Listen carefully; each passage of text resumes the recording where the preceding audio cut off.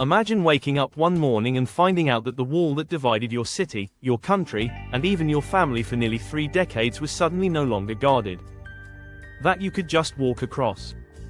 That freedom was just a step away.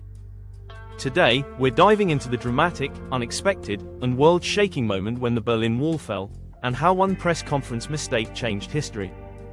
Welcome to Historica, where history comes alive. If you're new here, hit that subscribe button for more stories from the past that still shape our world today. After World War II, Germany was split between the victorious Allies. The western part became West Germany, a democratic capitalist state. The eastern part, under Soviet control, became East Germany, a communist regime. But Berlin, the capital, was a special case.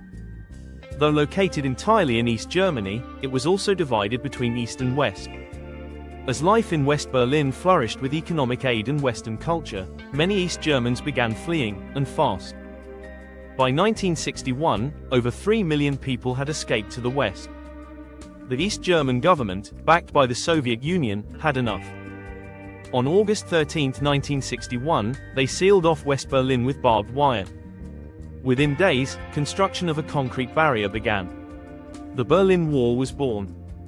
This wall wasn't just brick and mortar. It was fortified with guard towers, trenches, and shoot-to-kill orders.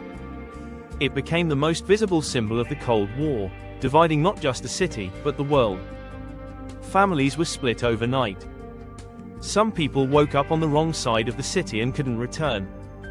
Communication between East and West was limited, travel nearly impossible. While the West thrived, the East struggled economically. Citizens faced censorship, surveillance, and limited freedoms under the Stasi, one of the most oppressive secret police forces in history. Still, many East Germans resisted. Some tunneled under the wall. Some flew over it in homemade aircraft. Others died trying. By the 1980s, the Eastern Bloc was crumbling. The Soviet Union under Mikhail Gorbachev introduced reforms like glasnost, openness, and perestroika, restructuring. Satellite states began to rebel. In Poland, the Solidarity movement gained traction. In Hungary, the government dismantled parts of the Iron Curtain. In East Germany, protests erupted. People demanded change, and not quietly. By the fall of 1989, the pressure was mounting. East Germans were escaping via Hungary and Czechoslovakia in growing numbers. The government was on the verge of collapse. And then came November 9, 1989. At a routine press conference, a government spokesman, Gunter Schabowski, was handed a note about relaxed travel restrictions. Unprepared and confused, he said, "As far as I know, it takes effect immediately, without delay." The news spread like wildfire. That night, thousands of East Berliners swarmed the wall's checkpoints. The border guards were overwhelmed. Confused. With no clear orders. Finally, around 11:30 p.m., they opened the gates. Crowds poured through.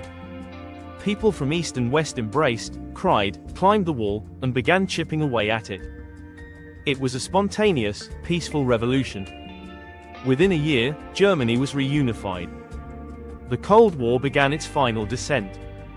The fall of the Berlin Wall became a global symbol of freedom and unity. But reunification wasn't simple. East Germany's economy lagged behind, and social integration took time. Even today, some divides remain: cultural, economic, psychological. Yet, the night the wall fell remains a testament to people power, a reminder that regimes built on control and fear can collapse when enough voices say, "No more." History isn't just about dates and facts, it's about people, choices, and the moments that change everything.